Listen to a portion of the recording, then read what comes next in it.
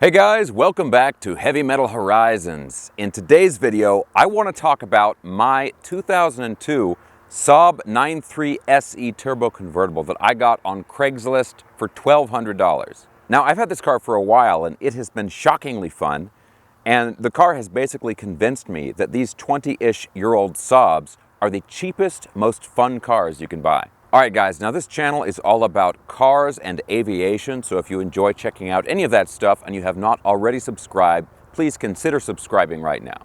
Alright, so when I first got this car, I was just looking for a cheap daily driver, and I saw this for sale on Craigslist for $1,200, and I thought, oh yeah, Saabs, I forgot about those cars. So the sort of elephant in the room with these cars is that Saab as a car brand is not around anymore. They went bankrupt in 2011. After decades of this quirky Swedish brand, General Motors bought them in 2000 and it was just downhill from there. Now, despite being a 2002, this car is pretty representative of 90s Saabs because they used this body style on the 900 and the 9.3 models during that decade. Saabs are available as two-door hardtops, hatchbacks, convertibles, four-door sedans, and even wagons. Almost all of them are turbocharged and can be had with either manual or automatic transmissions. This one here is an automatic with the turbocharged 2-liter four-cylinder, which puts out 205 horsepower.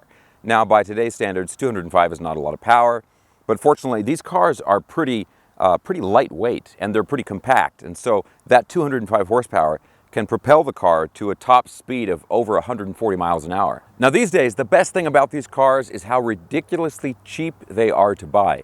Any day of the week, you can go on Craigslist or AutoTrader and you can find one of these cars like from this era for under $2,000. And this one, like I said, I bought it for $1,200 off of Craigslist, and while it was by no means in perfect shape, it was in generally good running and driving in condition.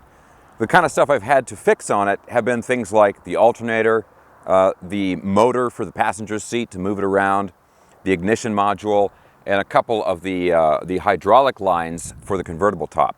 And of course, I put these BBS knockoff rims on here. All right, let's go for a ride. So one thing about the driving experience in these older Saabs is that the steering is kind of heavy, the gas pedal feels kind of heavy, the brakes feel kind of heavy, and you don't really expect that for such a small car, because these really are small cars, especially if you look at this car compared to some other like modern cars today that would be normally considered a small car. I mean, this really is not even a medium-sized car. It's really pretty small. And so when you're driving this car, I think it takes a little bit of getting used to, because everything feels a little stiff on it, you know, even the buttons and stuff on the dash. Also, the turning radius is awesome on this car. You know, you can do U's all day long. A little 2-lane road, even a little 1-lane road, no problem. So yeah, these cars are quirky. You know, you've got the center ignition, you know, all kinds of like weird buttons and stuff on the dash, but considering what you can buy these cars for, especially a convertible like this, I mean, if you can find like a convertible stick shift, one of the turbo motors, which should not be that hard to find. I mean, these cars are just so much fun for so little money. Like I said, I got this one for $1,200. You know, I had to make a few repairs on it, but nothing too major. You know, a few $100 here and there, that kind of thing. And you know, if you want to spend a little bit more money up front, you can get a really nice one for like, I don't know, $2,500 or something like that. And then you can just, you know, put the top down, mob around the canyons in this thing, and it's such a fun car. And it's not a car that you see everywhere. I mean, you know, yeah, you know, Miatas and stuff like that are fun for people who like modding cheap cars, but you don't see a Saab every day.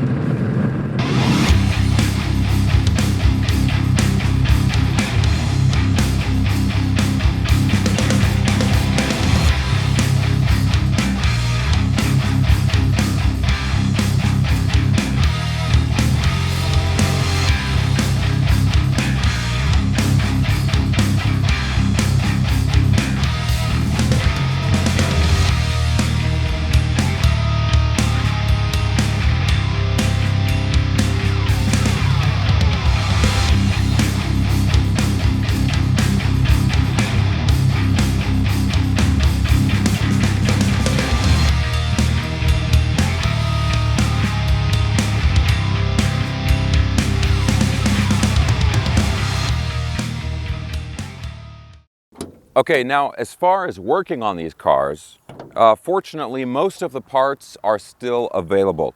You can't exactly take the car into a Saab dealership anymore, but there are a lot of independent shops that will work on these cars. Now I live in Los Angeles, and luckily for me, in Reseda there's a Saab specialty shop, which is just an awesome place. And the guy there, he used to work for Saab. Now he runs that shop, and he's sort of become like the Saab Jedi Master of Los Angeles. If you want to work on the car yourself, there's a really strong online cult following for these cars. And there are a couple of really good online internet forums. So you can go on there and you can find out how to fix, pretty much anything that will go wrong with these cars. Now, one common problem is this thing right here. This is called the DIC, or the direct ignition cassette. And it's basically, the coils and spark plug connections and everything, it's all integrated into one unit. The problem is that it sits right on top and sort of in the engine, and so it soaks up a lot of heat from the engine. And these things typically just kind of conk out after a few years. Luckily, they're really, really easy to replace. There's just 4 bolts on top, 1 electrical connection, and you can have the old one out and a new one in, in like under 5 minutes. The other thing about working on these cars is that Saab didn't really change their designs that much over the years. So once you sort of understand how Saab did things, it's pretty straightforward to work on. I think Saabs are just not a real obvious choice when somebody is thinking about a project car or like a fun, like sporty type car. But honestly, after having owned this one for a while, I think this really should be higher on anybody's list of like a cheap, fun car to get. All right, guys, I really hope you enjoyed this video. Let me know what you think of the car in the comment section below. And if there are any Saab owners out there, I would love to hear what your ownership experiences have been like. Thanks a lot for watching, guys. Go ahead and give me a thumbs up and subscribe if you haven't already, and I'll see you next time.